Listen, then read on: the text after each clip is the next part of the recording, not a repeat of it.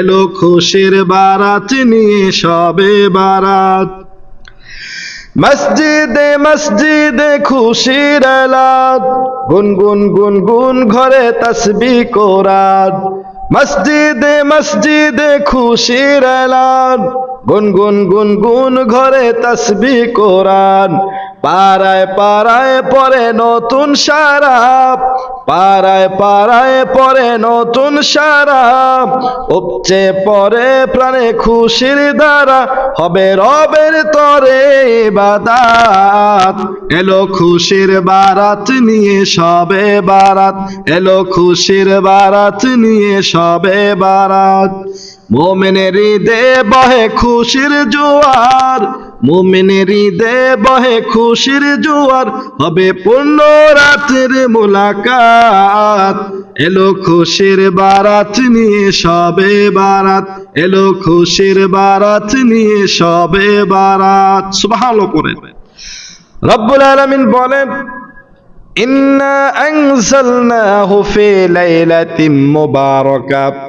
আল্লাহ রাব্বুল আলামিন বলেন, ও দুনিয়ার মানুষেরা শোনো শোনো, আমি আল্লাহ রাব্বুল আলামিন পবিত্র কালামুল্লাহ শরীফকে অবতরণ করেছি একটি বরকতময় রাতে। সুবহানাল্লাহ পড়েন। মুফাসসিরিনে কেরামগণ বলেন, সেই বরকতময় রাত্রি হলো শবে বরাতের রাত্র। এই রাত্রে আল্লাহ রাব্বুল আলামিন কোরআনে পাক কালামুল্লাহ শরীফ, কোরআন শরীফ পরিপূর্ণ একটি ইসলামিক বিধান আল্লাহ তাআলা যে দুনিয়াতে প্রেরণ করবেন, এটার সিদ্ধান্ত নিয়েছেন এই শবে বরাতের রাত্রে। সুবহানাল্লাহ পড়েন। আমরা সকলে জানি যে এই আয়াতের তাফসীর কারকগণ, মুফাসসিরিনে কেরামগণ যারা আছেন, অধিকাংশ মুফাসসিরিনে কেরাম, অধিকাংশ তাবেঈ, তারা এই ব্যাপারে একমত যে আল্লাহ রাব্বুল আলামিন এই আয়াতের মধ্যে যে মুবারক রাতের কথা বলেছেন, সেই রাত্রটা হলো শবে কদর রাত্র। সুবহানাল্লাহ পড়েন। আল্লাহ রাব্বুল আলামিন বলেন, আমি আল্লাহ তাআলা এই পবিত্র কোরআনকে নাজিল করেছি একটি বরকতময় রাতে। সুবহানাল্লাহ পড়েন। সেই বরকতময় রাতটি অধিকাংশ মুফাসসিরিনে কেরামগণ বলেছেন, ওই বরকতময় রাত্রি হলো শবে কদর রাত্র। আমরা যখন 27 রমজানে, 20 রমজানের পর থেকে নিয়ে 21 রমজানের রাত্র, 23 রমজানের রাত্র, তারপরে হলো 25 রমজানের রাত্র, 27 রমজানের রাত্র এবং 29 রমজানের রাত্র। এই রাত্রগুলিতে আমরা শবে কদর তালাশ করি, ঠিক কিনা বলেন? এই রাত্রিগুলির মধ্যে যে কোন একটি রাত্রে আল্লাহ রাব্বুল আলামিন পবিত্র কোরআনকে পরিপূর্ণভাবে লাওহে মাহফুজে সর্বপ্রথম নাজিল করেছেন। সুবহানাল্লাহ পড়েন। আর যে রাত্রিবেলা এই কোরআনুল কারীমকে আল্লাহ রাব্বুল আলামিন লাওহে মাহফুজে নাজিল করলেন, ওই রাত্রটা হলো শবে কদরের রাত্র। সুবহানাল্লাহ পড়েন। ওই রাত্রটা হলো শবে কদরের রাত্র। আর মুফাসসিরিনে কেরামগণের মধ্যে একজন বিশিষ্ট একজন তাবেঈ মুফাসসির, ওনার নাম হলো হযরত ইকরামা রাহমাতুল্লাহি আলাইহি। তিনি স্বয়ং আব্দুল ইবনে আব্বাস রাদিয়াল্লাহু তাআলা আনহু এর ছাত্র। সুবহানাল্লাহ পড়েন। যিনি সাহাবাদের মধ্যে যে সাহাবী সবচাইতে বড় মুফাসসির ছিলেন, সুবহানাল্লাহ পড়েন, ওনার ছাত্র হলো সাইয়েদনা হযরত ইকরামা রাহমাতুল্লাহি আলাইহি। সুবহানাল্লাহ পড়েন। ইকরামা রাহমাতুল্লাহি আলাইহি বললেন, ও দুনিয়ার মানুষেরা শোনো শোনো, আল্লাহ রাব্বুল আলামিন সূরাত দুখানের 3 নম্বর আয়াতের মধ্যে আল্লাহ তাআলা যে মুবারক রাত্রের কথা বলেছেন, ওই রাত্রটা হলো শবে বারাতের রাত্র। সুবহানাল্লাহ পড়েন। ওই রাত্রটা হলো শবে বারাতের রাত্র। কারণ আল্লাহ রাব্বুল আলামিন তারপর আয়াত বলেছেন, ফিহা ইউফরাকু কুল্লু আমরিন হাকিম। ও দুনিয়ার মানুষেরা শোনো, আমি যে আগামী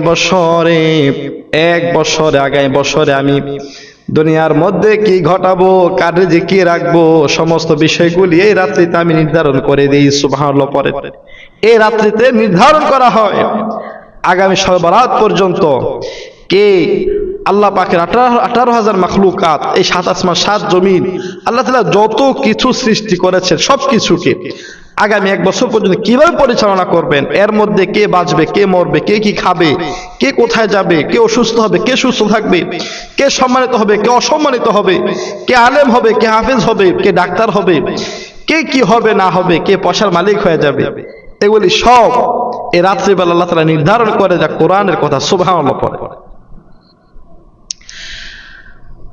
হযরত ইকরামা রাহমাতুল্লাহ আলাইহি বললেন, আল্লাহ রাব্বুল আলামিন ঠিক আছে, শবে কদর রাত্রে আল্লাহ রাব্বুল আলামিন এই কোরআনকে নাজিল করেছেন, কিন্তু শবে কদর রাত্রে যে আল্লাহ তাআলা এই কোরআনকে নাজিল করবেন, এর সিদ্ধান্ত কিন্তু নেওয়া হয়েছিল শবে বরাতের রাত্রে। সুবহানাল্লাহ পড়ে। আগামী 1 বছর কি হবে না হবে, সমস্ত কিছুর হিসাব, বিষয়াদি সমস্ত জিনিস আল্লাহ তাআলা এই রাত্রে নির্ধারণ করেন। এর মানে কি, শবে কদর রাত্রে, যে শবে কদর রাত্রে আল্লাহ রাব্বুল আলামিন এই কোরআনকে লাউহে মাহফুজে নাজিল করলেন, এর আগে তো একটা শবে বরাত ছিল, ঠিক কিনা বলে? ওই শবে বরাতের রাত্রে আল্লাহ রাব্বুল আলামিন কোরআনকে যে নাজিল করবেন শবে কদরে, এটা ওই রাত্রিতে আল্লাহ তাআলা সিদ্ধান্ত নিয়েছেন। সুবহানাল্লাহ বলে। এই কারণে এই রাত্রকে আল্লাহ তাআলা সম্মানিত করে দিয়েছেন।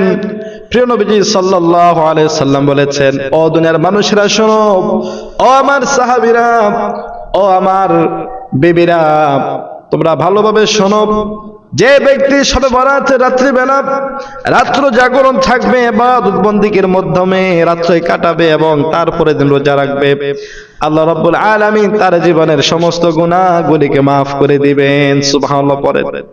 এই কারণেই এই রাত্রিতে আমল করতে হবে। আরে শবে বরাত কোন জায়গা থেকে আসলো, কোথায় থেকে আসলো, আমরা অনেক সময় অনেকে প্রশ্ন করি, এটা কবে থেকে শুরু হলো, কোথায় থেকে আসলে শবে বরাত? আমাদের মনে অনেকের প্রশ্ন জাগে, কিভাবে আসলো, কোথায় থেকে আসলো? হ্যাঁ, এটা কোথা থেকে আসলো, কিভাবে আসলো, কখন থেকে শুরু হলো, এই শবে বরাতের ফজিলত সম্পর্কে এটা কখন থেকে শুরু হলো, কোন নবী থেকে, কখন থেকে, এটা আম্মা জান আয়েশা সিদ্দিকা রাদিয়াল্লাহু তাআলা আনহা উনি সহিহ হাদিসের মধ্যে বর্ণনা করে গেছেন। সুবহানাল্লাহ পড়ে। অনেকে বলে যে কি শবে বরাত বলতে কিছু নেই, বলে নাউজুবিল্লাহ। কিছু আলেম খুব দুঃখের সাথে বলতে হয়, খুব কষ্টের সাথে বলতে হয়, কিছু আলেম নামে কিছু জালেম রয়েছে, তারা ইসলামটাকে ধ্বংস করার জন্য অনেক চেষ্টা করতেছে, বলে নাউজুবিল্লাহ। প্রত্যেকটা মসজিদে মসজিদে তারা মানে সমস্যা সৃষ্টি করতেছে। মানুষ এখন আমলের প্রতি ভক্তি নাই, সে যেভাবে নিয়ত বাঁধলো, এই নিয়ত বাঁধার মতো তার ভক্তি নাই। সে ভাবতেছে কি আমার মনে হইতেছে না, কারণ এক প্রকার জালেম আলেম নামে কিছু জালেম, তারা মানুষের কাছে বিভিন্ন জায়গায় দাওয়াত দিচ্ছে যে এভাবে নিয়ত বাঁধলে নিয়ত হয় না, আমরা যেভাবে দাঁড়ানো হয় না, নামাজের মধ্যে জোরে আমিন না বলে নামাজ সহি হয় না, তারা নাকি সবগুলি সহি হাদিস, আমাদেরগুলি সহি না। নাউজুবিল্লাহ পড়ে। অথচ এই রাত্রিবেলা সম্পর্কে আম্মা জান আয়েশা সিদ্দিকা রাদিয়াল্লাহু তাআলা আনহা তিনি সহিহ কিতাবের মধ্যে, হাদিসের কিতাবের মধ্যে তিনি বর্ণনা করলেন, হযরত আম্মা জান আয়েশা সিদ্দিকা রাদিয়াল্লাহু তাআলা আনহা বললেন, ও দুনিয়ার মানুষেরা শোনো শোনো, আমি একবার রাত্রিবেলা ঘুমের মধ্যে ছিলাম, হঠাৎ ঘুম থেকে উঠে দেখি প্রিয় নবীজি সাল্লাল্লাহু আলাইহি সাল্লাম নামাজের মধ্যে দাঁড়ালেন এবং আমি সজাগ রইলাম। আমি দেখতে থাকলাম, আমি দেখলাম প্রিয় নবীজি সাল্লাল্লাহু আলাইহি সাল্লাম অনেক বড় কিয়াম করলেন। সুবহানাল্লাহ পড়েন। কিয়াম মানে অনেকক্ষণ দাঁড়িয়ে রইলেন, দাঁড়িয়ে কিরাত পড়লেন। সুবহানাল্লাহ পড়েন। তারপরে আমি দেখলাম নবীজি সাল্লাল্লাহু আলাইহি সাল্লাম অনেক লম্বা কিয়াম করার পরে প্রিয় নবীজি সাল্লাল্লাহু আলাইহি সাল্লাম অনেক লম্বা রুকু করলেন। রুকু করার পরে যখন সিজদায় গেলেন, তখন আর সিজদা থেকে মাথা উঠায় না। সুবহানাল্লাহ পড়েন। অনেকক্ষণ হয়ে গেল, অনেক দীর্ঘ হয়ে গেল, অনেক লম্বা হয়ে গেল। তখন আমি ভাবলাম, হায় হায়, না কোনো প্রিয় নবীজি সাল্লাল্লাহু আলাইহি সাল্লাম সিজদার মধ্যে না কোনো মৃত্যুবরণ করলেন, না কোনো ইন্তেকাল করলেন। বলেন সুবহানাল্লাহ।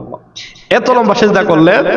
আম্মা জান আয়েশা ভাবলেন প্রিয় নবীজি সাল্লাল্লাহু আলাইহি সাল্লাম হয়তো সিজদার মধ্যে মৃত্যুবরণ করেছে। আল্লাহু আকবার বলেন। তারপর আম্মা জান আয়েশা বললেন, ও দুনিয়ার মানুষেরা শোনো শোনো, আমি তখন প্রিয় নবীজি সাল্লাল্লাহু আলাইহি সাল্লামের পায়ের বৃদ্ধাঙ্গুলের মধ্যে একটু নাড়া দিলাম। তখন প্রিয় নবীজি সাল্লাল্লাহু আলাইহি সাল্লাম যখন নাড়া দিয়েছি, আমি দেখলাম নবীজি সাল্লাল্লাহু আলাইহি সাল্লাম তিনিও তার আঙ্গুলটাকে এভাবে নাড়া দিলেন, সুবহানাল্লাহ পরে। তখন আমি বুঝলাম, আমার মনের মধ্যে যে একটা খটকা, যে একটা সন্দেহ, যে আল্লাহ রাসূল সাল্লাল্লাহু আলাইহি সাল্লাম না কোনো মরে গেলেন নাকি জীবিত আছেন একটু দেখি। উনি যখন দেখলেন যে নবী সাল্লাল্লাহু আলাইহি সাল্লামের আঙ্গুলটা নবীজি একটু নাড়ালেন, মানে বুঝালেন, আয়েশা তুমি টেনশন করো না, আমি জীবিত আছি, বলেন সুবহানাল্লাহ। তারপরে প্রিয় নবীজি সাল্লাল্লাহু আলাইহি সাল্লাম কিছুক্ষণ নামাজ শেষ করলেন। নামাজ শেষ করার পরে প্রিয় নবীজি সাল্লাল্লাহু আলাইহি সাল্লাম বললেন, ও আয়েশা তুমি কি আশঙ্কা করেছিলে, তুমি কি ভেবেছিলে বলো। আম্মা জান আয়েশা বললেন, ওগো নবীজি সাল্লাল্লাহু আলাইহি সাল্লাম আপনি যে বড় সিজদা করলেন, আমি ভেবেছিলাম আপনি মনে হয় ইন্তেকাল করেছেন, সুবহানাল্লাহ। আমাদের ভাবলেন আল্লাহ রাসূল ইন্তেকাল করেছে, সুবহানাল্লাহ, কত বড় সিজদা করেছে দেখেন, আল্লাহু আকবার। আর অথচ আমরা সিজদায় গেলে আমরা সিজদা দিয়ে কি সুবহান রাব্বিয়াল আলা এটা যে মানে কমকে 3 বার পড়তে হয়, আমরা অনেকে এটাও জানি না। অনেকে মনে হয় একবার পরে মনে হয় উঠে যায়, আর একবার পরে যেন মনে হয় না যে আস্তে ধীরে পড়ে। কারণ আমরা আস্তে ধীরে একবার পড়লে যতটুকু সময় লাগে এর চেয়ে তাড়াতাড়ি সেই সিজদা দিয়ে সিজদা থেকে উঠে যায়, বলে নাউজুবিল্লাহ। অনেকে সেজদা দেয়, একটা সেজদা দিয়ে মাথাটা একটু উঠে আবার আরেকটা সেজদা দিয়ে দেয়, সোজা হয়ে বসে না। 2 সেজদার মাঝখানে সোজা হয়ে বসা কিন্তু ওয়াজিব।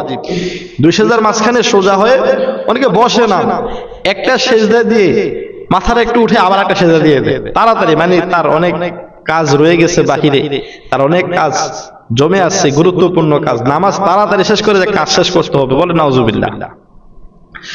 নামাজের মধ্যে তাড়াহুড়া করা যাবে না। আম্মা জান আয়েশা সিদ্দিকা রাদিয়াল্লাহু তাআলা আনহা বললেন, ওগো আল্লাহর রাসূল সাল্লাল্লাহু আলাইহি সাল্লাম আপনি এত বড় বড় সিজদা করলেন, আমি ভেবেছিলাম আপনি হয়তো ইন্তেকাল করেছেন, সুবহানাল্লাহ পড়েন। এই কারণে আমি আপনার আঙ্গুলের মধ্যে নাড়া দিয়ে দেখলাম আপনি কি জীবিত আছেন নাকি মরে গেলেন, আল্লাহু আকবার। তারপরে নবীজি সাল্লাল্লাহু আলাইহি সাল্লাম বললেন, ও আয়েশা তুমি কি জানো আজকে রাত্র সম্পর্কে তুমি কিছু জানো কি? আম্মা জান আয়েশা বললেন, আমার চাইতে আল্লাহ এবং আল্লাহ রাসূল সব চাইতে ভালো জানেন, সুবহানাল্লাহ পড়েন। আম্মা জান আয়েশা বললেন, ও নবীজি সাল্লাল্লাহু আলাইহি সাল্লাম আপনি আমাকে বলে দেন আজকে রাতে কি ফজিলত, এটার তাৎপর্য কি? তখন নবীজি সাল্লাল্লাহু আলাইহি সাল্লাম বললেন, ও আয়েশা ভালোভাবে শুনে রাখো, আজকে যে রাত্রটা এত দামি একটা রাত্র, এত ফজিলতপূর্ণ একটা রাত্র। আল্লাহ রাব্বুল আলামিন বলেছেন এই রাত্রি বেলা যে ব্যক্তি জাগরত থাকবে, আল্লাহর ইবাদত বন্দেগি করবে এবং তারপরের দিন নফল রোজা রাখবে, আল্লাহ রাব্বুল আলামিন তার জীবনের গুনাহগুলি maaf করে দিবেন, সুবহানাল্লাহ পড়েন। শুধু তাই নয়, আল্লাহ রাব্বুল আলামিন আরো বললেন, প্রিয় নবী সাল্লাল্লাহু আলাইহি সাল্লাম আয়েশাকে জানিয়ে দিলেন, আয়েশা বনু কালবের যে ছাগলের পাল রয়েছে, বকরির পাল রয়েছে, এই বকরির পালের মধ্যে প্রত্যেকটা বকরি, সমস্ত বকরিগুলির মধ্যে যতগুলি পশম রয়েছে, আল্লাহ রাব্বুল আলামিন এর চেয়ে বেশি পরিমাণ বান্দা বান্দির গুনাহ এই রাত্রিতে আল্লাহ তাআলা maaf করে দেন, সুবহানাল্লাহ পড়েন। নবী সাল্লাল্লাহু আলাইহি সাল্লাম বুঝালেন যে বনু কাল, ওই আমলে আরবে বনু কালবের যেটা ছাগলের পাল ছিল, বকরির পাল, মানে সবচেয়ে বড় বকরির পাল ছিল বনু কালবের, সবচেয়ে বড় ছাগলের পাল ছিল কার? বনু কালবের। আরে বনু কালবের যেই ভেড়ার পাল ছিল, এই ভেড়ার গায়ে কিন্তু পশম বেশি। মানে নবী সাল্লাল্লাহু আলাইহি এটাই বুঝালেন যে একটা ভেড়ার গায়ে কি পরিমাণ পশম চিন্তা করে, আর যদি ওই পালের মধ্যে 1000 ভেড়া হয় তাহলে কি পরিমাণ পশম হবে, কত কোটি কোটি, কোনো হিসাব নাই। নবী সাল্লাল্লাহু আলাইহি সাল্লাম বললেন এর চেয়ে বেশি পরিমাণে বান্দা বান্দির গুনাহ আল্লাহ তাআলা এই রাত্রিতে maaf করে দেন, সুবহানাল্লাহ পড়ে। প্রিয় নবী সাল্লাল্লাহু আলাইহি সাল্লাম বললেন, তবে যারা বিদ্বেষকারী তাদের গুনাহ আল্লাহ তাআলা maaf করেন না, বলেন নাউজুবিল্লাহ। এর ভিতরে একজন হলো মুশরিক, যিনি শিরক করে, আরেকজন হলো যিনি হিংসা করে, হাসাদ করে। এই দুই ব্যক্তির দোয়া আল্লাহ রাব্বুল আলামিন এই রাত্রিতে কবুল করেন না, এই দুই ব্যক্তির গুনাহ আল্লাহ তাআলা maaf করেন না, সুবহানাল্লাহ বলেন। এই দুই ব্যক্তির গুনাহ আল্লাহ তাআলা maaf করেন না। তাহলে হিংসাকারী যে হিংসা করে তাকে আল্লাহ তাআলা কি পরিমাণ ঘৃণা করে চিন্তা করে, নাউজুবিল্লাহ বলেন। এই রাতে অনেক ফজিলত রয়েছে। নবীজি সাল্লাল্লাহু আলাইহি সাল্লাম বললেন রাত্রিবেলা ইবাদত বন্দেগি করো, যেহেতু এই রাত্রের নাম হলো শবে বারাত। সব হলো ফার্সি শব্দ, বারাত হলো আরবি শব্দ। সব অর্থ হলো রাত্র বা রাত হলো তো মুক্তি। সুতরাং এর পরিপূর্ণ অর্থ হলো এটা হলো মুক্তি পাওয়ার রাত্র। সুবহানাল্লাহ পড়েন। এই রাত্রে আল্লাহ তাআলা মুক্তি করে দিবেন, আজাদ করে দিবেন, গুনাহ থেকে আল্লাহ তাআলা মাফ করে দিবেন। সুবহানাল্লাহ পড়েন। প্রিয় নবী সাল্লাল্লাহু আলাইহি সাল্লাম বলেন, দুনিয়ার মানুষেরা শোনো শোনো, এই রাত্রিবেলা তোমরা বেশি বেশি করে আল্লাহ তাআলার কাছে গুনাহ মাফ চাইবে, বেশি বেশি করে রাত্রিবেলা কোরআন তেলাওয়াত করবে, নামাজ পড়বে, লম্বা লম্বা সিজদা করবে, জিকির করবে, বেশি বেশি করে আল্লাহ তাআলার কাছে দোয়া করবে, চাইবে। সুবহানাল্লাহ পড়েন। প্রিয় নবী সাল্লাল্লাহু আলাইহি সাল্লাম বললেন, ও দুনিয়ার মানুষেরা শোনো শোনো, আল্লাহ রাব্বুল আলামিন এই রাত্রিবেলা 14 তারিখ দিন যাওয়ার পরে যখন রাত্র আসে, সন্ধ্যা হওয়ার সাথে সাথে, সূর্য ডুবে যাওয়ার সাথে সাথে আল্লাহ রাব্বুল আলামিনের রহমত, আল্লাহ রাব্বুল আলামিনের বিশেষ কুদরত, আল্লাহ রাব্বুল আলামিনের বিশেষ যে নেক নজর, আল্লাহ রাব্বুল আলামিনের দুনিয়ার প্রতি মায়া মহব্বত, বান্দার প্রতি মায়া মহব্বত, রহমত, আল্লাহ রাব্বুল আলামিনের কুদরত প্রথম আসমানে চলে আসে। সুবহানাল্লাহ পড়েন। স্বয়ং আল্লাহ তাআলা কিতাবের মধ্যে এইভাবে এসেছে যে আল্লাহ রাব্বুল আলামিন ওই দিন প্রথম আসমানে চলে আসে। সুবহানাল্লাহ পড়েন। মানে আল্লাহ তাআলা পরিপূর্ণ দয়া ভান্ডার নিয়ে, পরিপূর্ণ রহমতের ভান্ডার নিয়ে, আল্লাহ রাব্বুল আলামিন কবুলিয়াতের ভান্ডার নিয়ে প্রথম আসমানে চলে আসে। সুবহানাল্লাহ পড়েন। ওই রাত্রিতে যারা দোয়া করবে তার দোয়া আল্লাহ তাআলা কবুল করে নেবেন। শুধু তাই না, হাদিসের মধ্যে প্রিয় নবী সাল্লাল্লাহু আলাইহি ওয়াসাল্লাম বললেন, আল্লাহ রাব্বুল আলামিন প্রথম আসমানে আসার পরে মাগরিব থেকে ফজর পর্যন্ত বান্দাদেরকে ডাকতে থাকে, ও আমার বান্দারা, কে গুনাহ মাফ চাওয়ার আছো গুনাহ মাফ চাও, আমি তার গুনাহগুলিকে মাফ করে দেব। সুবহানাল্লাহ পড়েন। ও আমার বান্দা, কার রিজিকের অভাব, আমার কাছে রিজিক চাও, আমি আজকে রাতে তোমার রিজিক বন্টন করে দেব। সুবহানাল্লাহ পড়েন। শুধু তাই নয়, আল্লাহ রাব্বুল আলামিন এভাবে ডেকে ডেকে বলেন, ও আমার বান্দা বান্দিরা, কে অসুস্থ আছো, কে রোগে ভুগতেছো, আমার কাছে চাও, আমি তোমার রোগ থেকে মুক্তি করে দেব। সুবহানাল্লাহ পড়েন। শুধু তাই না, আল্লাহ তাআলা বলেন, ও আমার বান্দা বান্দিরা, তোমরা কে ঋণে আছো, কার ঋণ আছে, আমার কাছে চাও, আমি ঋণ মুক্ত করে দেব। সুবহানাল্লাহ পড়েন। শুধু তাই না, আল্লাহ রাব্বুল আলামিন বলেন, ও দুনিয়ার মানুষেরা, আমার বান্দা বান্দিরা, তোমাদের মধ্যে কার রিজিকের অভাব, আমার কাছে চাও, আমি রিজিকের অভাব দূর করে দেব। কার মেয়ের বিবাহ হয় না, আমার কাছে চাও, মেয়ের বিবাহের ব্যবস্থা করে দেব। ও যুবক ভাইরা, ও যুবক বান্দারা, যার কর্ম নাই, কার কর্ম, আমার কাছে চাও, আমি তোমার জন্য ভালো কর্মের ব্যবস্থা করে দেব। সুবহানাল্লাহ পড়েন। কার কি চাওয়ার আছে, আমার কাছে আজকে রাতে চাও, আমি তোমাদের সমস্ত চাওয়া পাওয়াগুলি পূর্ণ করে দেব। সুবহানাল্লাহ পড়েন। এই রাত্রিবেলা আল্লাহ রাব্বুল আলামিন বান্দার সমস্ত দোয়াগুলি কবুল করে নেবেন। সুবহানাল্লাহ পড়েন। তবে আল্লাহ তাআলা যারা গীবত করে তাদের গুনাহ আল্লাহ তাআলা কবুল করবেন না। যারা মদ পান করে তাদের গুনাহ আল্লাহ তাআলা মাফ করবে না।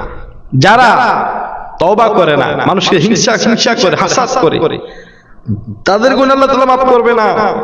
এবং যারা অন্যের হক নষ্ট করে তাদের গুনাহ আল্লাহ তাআলা মাফ করবে না। এবং যারা শিরক করে তাদের গুনাহ আল্লাহ তাআলা মাফ করবে না।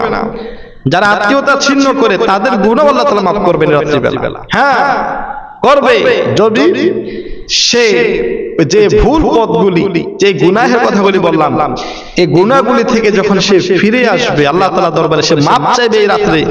আল্লাহ রাসূল সাল্লাল্লাহু আলাইহি ওয়াসাল্লাম বললেন, সে যদি খাঁটি দিলে যদি তওবা করে, আল্লাহ তাআলা তার পিছনে গুনাহ তো মাফ করে দেবেই, এবং আল্লাহ তাআলা তার উপর রহমত দান করবে। সুবহানাল্লাহ। এবং সে সামনের দিনগুলি সে গুনাহ থেকে বেঁচে থাকতে পারবে, নেকের কাজ করতে পারবে, ভালো থাকতে পারবে। আর যখন ভালো থাকবে তখন সে অবশ্যই ভালো মানুষের মৃত্যুটা খুব সুন্দর হয়। আল্লাহ রাব্বুল আলামিন আমাদেরকে যেন সুন্দর মৃত্যু দান করেন, সবাই দোয়া করব ইনশাআল্লাহ। সুন্দর মৃত্যু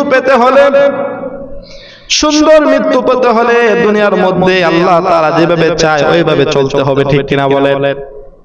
যেভাবে চলতে আল্লাহ তাআলা বলেছেন, যে একটা বিধান দিয়েছেন আমাদেরকে, কোরআন, এই রাত্রিবেলা আল্লাহ তাআলা কোরআন অবতরণ করবেন, এই রাতে সিদ্ধান্ত নিয়েছেন। সুবহানাল্লাহ পড়েন।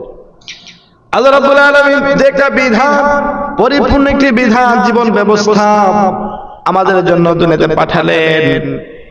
এই বিধান অনুযায়ী যদি আমাদের জীবন ব্যবস্থাকে পরিচালনা করি, জীবনটাকে যদি পরিচালনা করি, তাহলে আমাদের মৃত্যুটা হবে ঈমানদারদের মৃত্যু। সুবহানাল্লাহ পড়েন, শহীদের মৃত্যু, সুন্দর মৃত্যু হবে। সুবহানাল্লাহ পড়েন। এই কারণে বেশি বেশি করে নেক আমল করতে হবে, আল্লাহ তাআলার হুকুমগুলি মেনে চলতে হবে। সুখের সময় শুকরিয়া আদায় করতে হবে, দুঃখের সময় তাও শুকরিয়া আদায় করতে হবে এবং ধৈর্য ধরতে হবে। ঠিক কিনা বলেন? নবীজি সাল্লাল্লাহু আলাইহি সাল্লাম বললেন, দুনিয়ার মানুষেরা শুনো শুনো, যদি তোমাদের যদি কোনো সময় দুঃখ আসে তখন তোমরা শুকরিয়া আদায় করবে, যখন সুখে থাকবে তখন শুকরিয়া আদায় করবে। প্রিয় নবী সাল্লাল্লাহু আলাইহি সাল্লাম বললেন, আল্লাহ রাব্বুল আলামিন ওই ব্যক্তিকে সর্বপ্রথম বিনা হিসাবে জান্নাত দান করবেন যে ব্যক্তি দুনিয়াতে সুখের সময় দুঃখের সময় সব সময় আল্লাহ তাআলার প্রতি ভালো ধারণা রেখেছিল, শুকরিয়া আদায় করেছিল। সুবহানাল্লাহ পড়েন। যে ব্যক্তি দুনিয়ার প্রতি কোনো মায়া ছিল না, মহব্বত ছিল না, দুনিয়ার কোনো লোভ ছিল না, দুনিয়া ওনার কাছ থেকে 1 কোটি টাকা 1 মিনিট চলে গেছে, এরপর সে আফসোস করে নেই, সেটা প্রতি খেয়াল করে নাই, তার সন্তান মরে গেছে আল্লাহ নিয়ে গেছে, কোনো আফসোস করে আল্লাহ কোনো খারাপ ধারণা করে নাই, তার বিবি চলে গেছে, তাকে ডিভোর্স দিয়ে চলে গেছে, তার কোনো দোষ নাই, কিন্তু সে তারপরেও মন খারাপ করে নাই, ধৈর্য ধরছে, আল্লাহ প্রতি ভালো ধারণা করছে। সব সময় সব চলে গেছে, এরপরেও তার মা বা তার বুকে রাখতে দিয়েছে, তারপরেও সে খারাপ ধারণা করে নাই, আল্লাহ সবসময় আল্লাহর প্রতি ভালো ধারণা করেছে। তার ভাই বোন কেউ তাকে মূল্যায়ন করে নাই, সে সবাইকে সবার সাথে ভালো আচরণ, সবাই তার সাথে খারাপ আচরণ করেছে, কিন্তু তারপরও সে আল্লাহ পাকের প্রতি খারাপ ধারণা করে। এই কথা বলে নাই যাই মানুষের সাথে এত ভালো কাজ করি, ভালো ব্যবহার করি, কিন্তু মানুষ আমার সাথে করে না, আল্লাহ আমার উপরে দয়া করে না, আমার উপর মায়া করে না, আমার সন্তান নিয়ে গেল, আমার জমি নিয়ে গেল, আমার টাকা নিয়ে গেল, আমার সাথে সবকিছু নিয়ে গেল, যদি এমন ধারণা যদি করতো তাহলে সে পরিপূর্ণ মুমিন হতো না। এই সিচুয়েশন গুলির মধ্যেও যদি কেউ বলে আলহামদুলিল্লাহ, আল্লাহ তাআলা যা করেছে ভালো করেছে, আমার কল্যাণের জন্য করেছে, এই ব্যক্তিকে আল্লাহ রাব্বুল আলামিন কাল কিয়ামতের ময়দানে সবার আগে বিনা হিসাবে জান্নাত দান করবেন। সুবহানাল্লাহ। আমার বন্ধুগণ, এই রাত্রি বেলা বেশি বেশি করে নেক আমল করতে হবে। আমরা আজকে এমন একটি মাসালা জানবো যে মাসালা আমরা অনেকেই জানি, অনেক আলেমরাও এই মাসালা সম্পর্কে তত অবগত না, আর অবগত থাকলেও এটা স্মরণে থাকে না, কারণ এই ওয়াজ সচরাচর আমি হতে দেখি নাই, কিতাবের মধ্যে আমি পেয়েছি। নবীজি সাল্লাল্লাহু আলাইহি ওয়াসাল্লাম বলেছেন যে আমরা বান্দার হক সম্পর্কে যখন আপনি পড়বেন তখন বান্দার একটা হক আছে এমন যেটা আল্লাহ কখনো মাফ করবেন না। মাসালাটা হলো কোন দেবর কোন ভাবির সাথে, ভাবি দেবরের সাথে বা দুলাভাই শালীর সাথে খারাপ একটা কাজ করে ফেললো। আমাদের সমাজে পরকীয়া আছে কিনা? অবশ্যই আছে।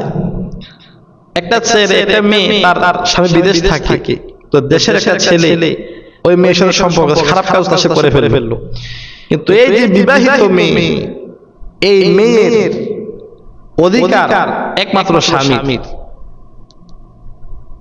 তার পুরোটা যৌবন এটা স্বামীর আমানত, স্বামী ব্যতীত কেউ এখানে স্পর্শ করতে পারবে না। কিন্তু ওই মেয়ে যে একটা ছেলেকে সবকিছু দিয়ে দিল, এখন আল্লাহর কাছে যদি হাজারো মাপ চায়, আল্লাহ তাআলা তার গুনাহ মাফ করবেন না। ওই মেয়ের কাছে যদি ছেলে মাপ চায়, মেয়ে যদি মাফ করে তারপর মাফ হবে না, কারণ এই সম্পদের মালিক তো হলো কি? ওই যে বিদেশি, বিদেশ চলে গেছে, বিদেশে যদি মাফ না করে তাহলে তার গুনাহ মাফ হবে না, কাল কিয়ামতের মাঠে সে ধরা খেয়ে যাবে। সে যত দোয়া আল্লাহ যত মাফই চাক না কেন, ওই মেয়ের স্বামীর কাছে মাফ চাইতে হবে। কোন বিবাহিত মেয়ের সাথে যদি কেউ খারাপ কাজ করে, এটা যেই হোক, তাহলে ওই মেয়ের কাছে মাপ চাইলে মাফ হবে না, আল্লাহর কাছে মাপ চাইলে মাফ দিবে না।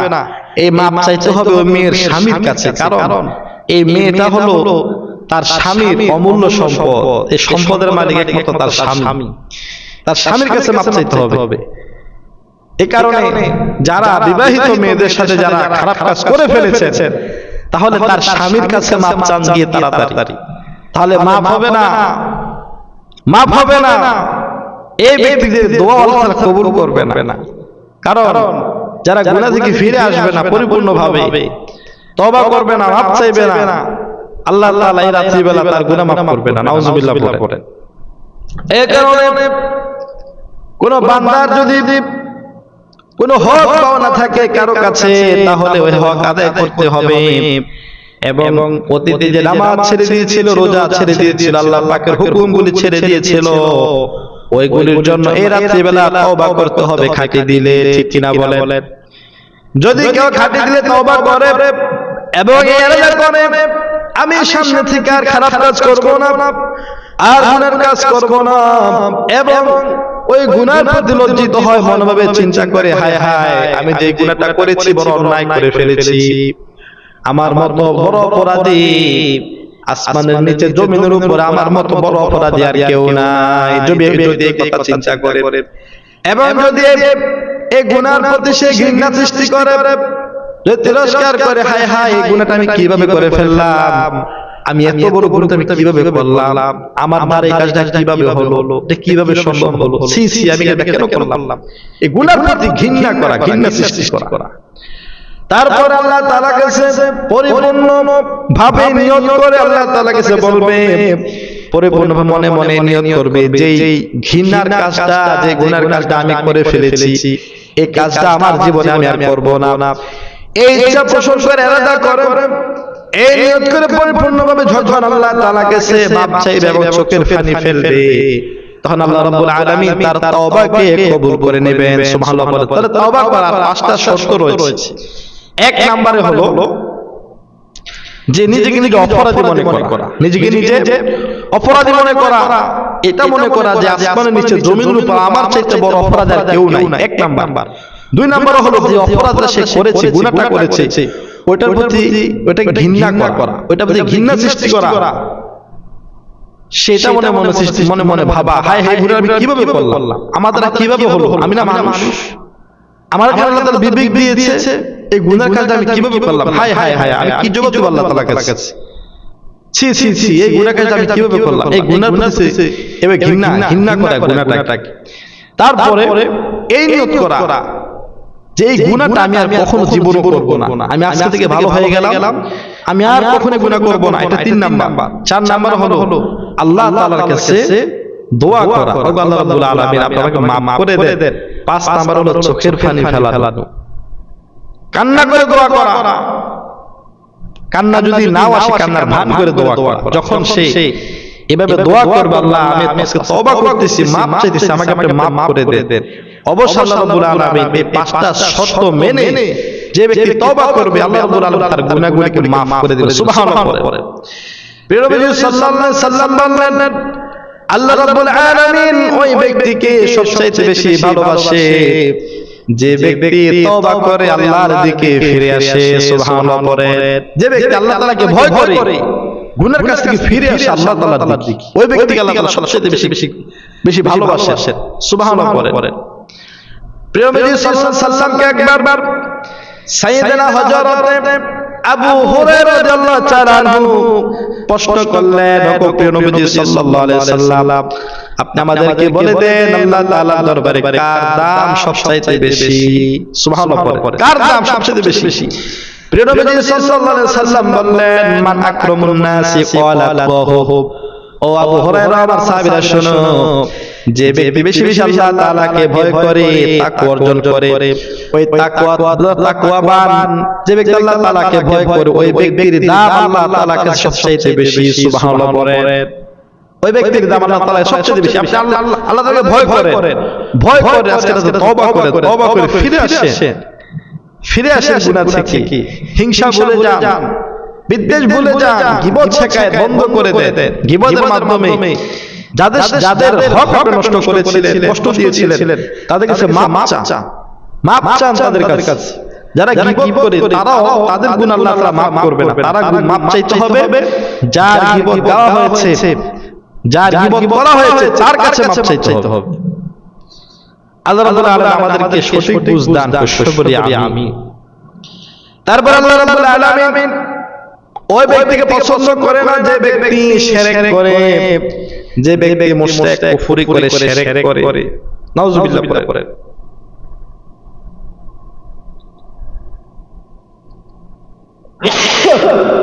আলহামদুলিল্লাহ। আল্লাহ রাব্বুল আলামিন শিরককারীকে সবচেয়ে বেশি ঘৃণা করেন, তারপরে যে ব্যক্তি আত্মীয়তা ছিন্ন করে তাকে আল্লাহ তাআলা সবচেয়ে বেশি ঘৃণা করেন। বলেন নাউজুবিল্লাহ। যারা আত্মীয় আছে, যাদের আত্মীয়তা ছিন্ন করবেন না, রাগ হবে স্বাভাবিক, রাগারাগি হবে স্বাভাবিক, কথা কাটাকাটি হবে স্বাভাবিক, ঝামেলা হবে স্বাভাবিক, কিন্তু ঝামেলার পরে ঝামেলা রাখা এটা ঠিক না, এটা আল্লাহ তাআলা পছন্দ করে না। অনেক আপন ভাই আপন ভাইয়ের সাথে কথা বলে না, আপন বোন আপন বোনের সাথে কথা বলে না, দেখা গেছে ফুফির সাথে ভাইয়ের মেয়েরা ভাইয়ের ছেলে কথা বলে না, ভাগিনা মামার সাথে কথা বলে না, ভাতিজা চাচার সাথে কথা বলে না। এমন আছে কিনা? জায়গায় জায়গায় আছে, সব জায়গায় আছে। এই যারা কথা বলে না, যারা আত্মীয়তা সম্পর্ক রাখে না, আত্মীয়তা ছিন্ন করে, আত্মীয়তার সাথে ভালো ব্যবহার করে না, আল্লাহ তাআলা তাদেরকে পছন্দ করে। আত্মীয়তা ছিন্নকারী জান্নাতে যাবে। বলেন নাউজুবিল্লাহ। এখানে আত্মীয়তা ছিন্ন করা যাবে না। আজকে থেকে আমরা নিয়ত করি, যত সমস্ত আত্মীয় স্বজনের সাথে আমাদের যোগাযোগ নাই, আজকে থেকে সবার সাথে যোগাযোগ করব। ঠিক কিনা বলেন? ইনশাআল্লাহ আমরা সকলে আমরা চেষ্টা করব, পরিপূর্ণ চেষ্টা করব। যত আত্মীয় স্বজন আছে যাদের সাথে মনোমালিন্য, তাদের সাথে আমরা নিজে প্রয়োজনে একটু ছোট হলো হলাম আর কি, কিন্তু আমি যদি ওর কাছে ছোট হই, আল্লাহ তাআলার কাছে আল্লাহ তাআলা আমার দাম বাড়িয়ে দিবে। সুবহানাল্লাহ। আল্লাহর কাছে আমার দাম বেড়ে যাবে। আমরা কি দুনিয়াতে দাম বাড়াতে চাই নাকি আল্লাহ তাআলার কাছে দাম বাড়াতে চাই? বলেন আল্লাহ তাআলার কাছে কে দাম বাড়াতে চায়? হাত তুলে দেখাই। মাশাআল্লাহ। যদি আমরা চাই যে আল্লাহ তাআলার কাছে আমাদের দাম বেড়ে যায়, তাহলে আমরা যে কাজ করলে যেখানে ছোট হলে আল্লাহ তাআলা খুশি হবে, ওখানে আমরা ছোট হব, সমস্যা নাই। আল্লাহর জন্য আমরা ছোট হব, ঠিক আছে কিনা? আল্লাহ তাআলা আমাদের সবাইকে তৌফিক দান করুন। আমিন।